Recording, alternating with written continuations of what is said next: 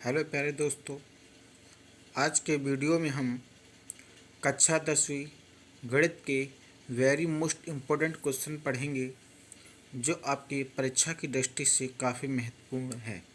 अगर आप हमारे चैनल पर नए हो तो चैनल को आज ही सब्सक्राइब कर लीजिए, जिससे कक्षा 10वीं और 12वीं के जो भी मैं इम्पोर्टेंट क्वेश्चन डालूं वो सबसे पहले आप लोगों को मिल सकें।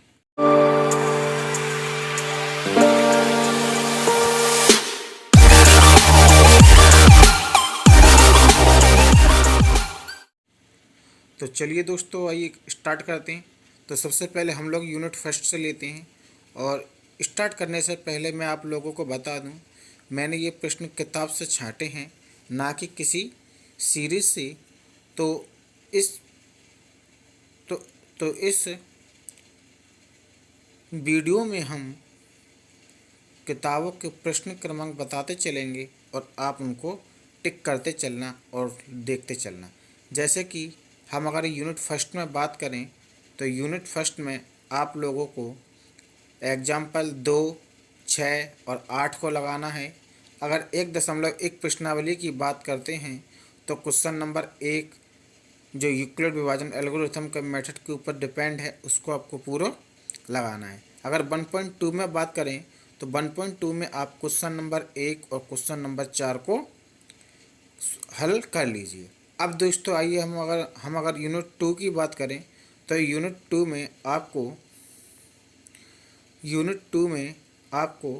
2.1 से क्वेश्चन नंबर 1 को लगाना है, और क्वेश्चन नंबर और 2.2 में आपको एग्जाम्पल 2, 3 और 4 को लगाना है। अगर क्वेश्चन की बात की जाए 2.2 में तो क्वेश्चन नंबर पहले का पहला, चौथा, पाँचवा लगाना है, और क्वेश्चन नंबर दूसरे का आपको पहला, दूसरा और छठवा लगाना है।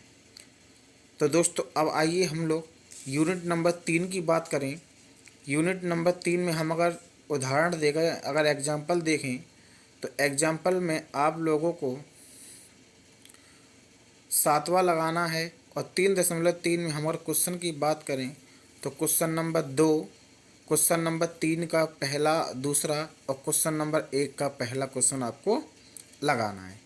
अगर 3.4 की बात करें तो 3.4 में आपको क्वेश्चन नंबर पहला और दूसरा लगाना है, और क्वेश्चन नंबर 2 का पहला क्वेश्चन आपको लगाना है।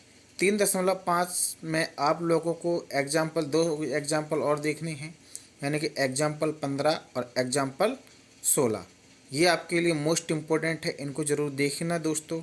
और अगर आप हमारे चैनल पर पहली बार आए हो तो उसको सब्सक्राइब ज़रूर कीजिए। तो चलिए दोस्तों चलते हैं यूनिट नंबर 4 में। तो यूनिट 4 यानी एक्सरसाइज 4 में आपको सबसे पहले एग्जाम्पल के तौर पे चौथा, 11वां, 13वां, 16वां और 18वां लगाना है। अगर 4.2 में बात करें तो 4.2 में क्वेश्चन नंबर पहले का फर्स्ट और सेकंड, और उसके बाद क्वेश्चन नंबर 3 और क्वेश्चन नंबर 4 भी आपको लगाने हैं। अब आइए दोस्तों यूनिट 5 में हम बात करते हैं।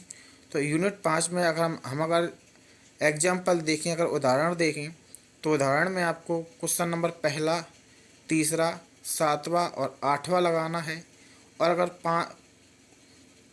एक्सरसाइज 5.1 में बात करें तो एक्सरसाइज 5.1 में क्वेश्चन नंबर 2 के पहला, तीसरा और चौथा लगाना है, और क्वेश्चन नंबर 3 में आपको पहला और दूसरा लगाना है। अगर 5.2 में बात की जाए तो 5.2 में आपको क्वेश्चन नंबर चौथा, पाँचवा, 10वां, 17, 7वां और 8वां क्वेश्चन आपको लगाना है। तो चलिए दोस्तों अब क्वेश्चन नंबर यूनिट 6 की बात करते हैं। यूनिट 6 में हम अगर एग्जाम्पल की बात करें तो आप एग्जाम्पल नंबर 4, 3, 11 और 12 को लगा लीजिए।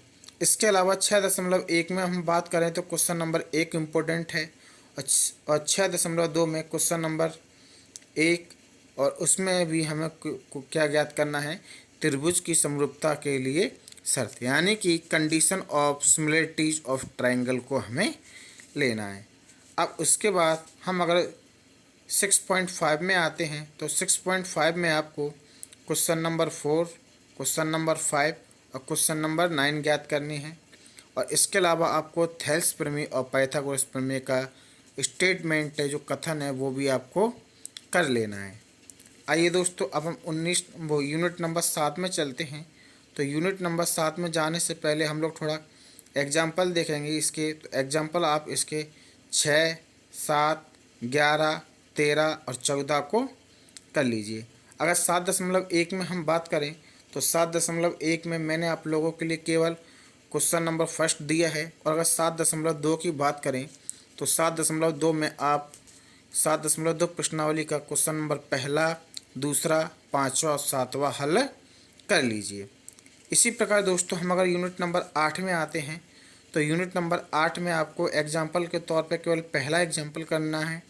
और अगर प्रश्नावली में आए, 8.1 में आए तो 8.1 में आप पहला, तीसरा और चौथा क्वेश्चन करें। अगर यूनिट 8.2 की बात करें तो 8.2 में आप क्वेश्चन पहले का पहला और दूसरा सॉल्व कर लीजिए। अगर क्वेश्चन नंबर 3 में बात करें तो क्वेश्चन नंबर 3 का जो अगर आप 8.3 की बात करें तो 8.3 में आपको क्वेश्चन नंबर पहले का पहला, दूसरा, तीसरा और चौथा आपको लगाना है। इसके बाद दोस्तों यूनिट नंबर 9 इस बार हमारे हटा दी गई थी। और यूनिट 10 में हम बात करें तो यूनिट 10 में आपको एक्सरसाइज 1 और आपके जो प्रमेय है, वृत्त के बाह्य बिंदु से खींची गई स्पर्श रेखाओं की लंबाइयां बराबर होती हैं, इस चीज़ को आपको ध्यान देना है। इस यानी कि prove that the two tangent drawn to a circle from the external point are equal. हम अगर 10.2 में बात करें तो 10.2 में आपको question number 4, question number 6, question number 7, 8, 1 और 5 आपको अच्छी तरह से लगा लेने हैं। अब आइए यूनिट 11 की बात करें तो यूनिट 11 में आप लोगों को 11.1 से क्वेश्चन नंबर 1, 2 और 3 को आप लगा लो। इन 3 क्वेश्चनों में से आपका एक क्वेश्चन पेपर में अवश्य ही आएगा। तो चलिए दोस्तों, अब हम स्टार्ट करते हैं यूनिट नंबर 12। और यूनिट नंबर 12 में आप एग्जाम्पल 5 को लगा लीजिए। और 12.1 में प्रश्न क्रमांक 1 और प्रश्न क्रमांक 2 को लगाइए। अगर 12.2 की बात की जाए तो 12.2 में आप question number 1, question number 2, question number 3 और क्वेश्चन नंबर 5 के पहले और दूसरे सवालों को आप लगा लीजिए। अगर 12.3 में देखें तो 12.3 में आपको क्वेश्चन नंबर 2 और क्वेश्चन नंबर 3 को अच्छी तरह से लगा लेना है। आगे चलते हैं दोस्तों, हम यूनिट नंबर 13 देखते हैं। तो यूनिट नंबर 13 में आपको एग्जाम्पल 8 और 10 लगाने हैं। और अगर हम प्रश्नावली की बात करें तो 13.1 का प्रश्न क्रमांक 1 और प्रश्न क्रमांक 7 आपको लगा लेना है। अगर 13.2 की बात करें तो आप प्रश्न क्रमांक 1 लगा लो। और 13.3 में बात करें तो 13.3 के आप शुरुआती 3 प्रश्न यानी प्रश्न क्रमांक 1, प्रश्न क्रमांक 2 और प्रश्न क्रमांक 3 लगा सकते हैं। तो चलिए दोस्तों, आगे बढ़ते हुए हम क्वेश्चन यूनिट नंबर 14 की बात करते हैं। तो यूनिट 14 में आप एग्जाम्पल 5 को लगा लीजिए। और उसके बाद 14.1 का प्रश्न क्रमांक 2 और प्रश्न क्रमांक 9 को आप लगा लीजिए। ये परीक्षा की दृष्टि से आपके लिए काफ़ी महत्वपूर्ण है।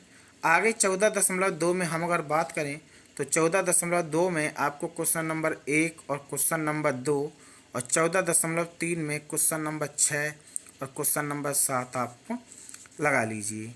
यूनिट 15 में हम बात करें तो यूनिट 15 में आपको एग्जाम्पल के तौर पे क्वेश्चन नंबर 4, 5 और 9 को लगाना है। और 15.1 प्रश्नावली में आपको क्वेश्चन नंबर 5, 8, 13, 9 और 17 का पहला क्वेश्चन लगा लेना है। तो दोस्तों, ये हमारे गणित के मोस्ट इम्पोर्टेंट क्वेश्चन थे। इन क्वेश्चनों को हल करके आप गणित में आउट ऑफ आउट यानी 80 में से 80 नंबर बहुत अच्छी तरह से लेके आ सकते हो। अगर आपको हमारा ये वीडियो पसंद आया हो तो चैनल को सब्सक्राइब कीजिए, लाइक कीजिए और कमेंट ज़रूर और कमेंट में ज़रूर बताइए कि आपको ये वीडियो हमारा कैसा लगा।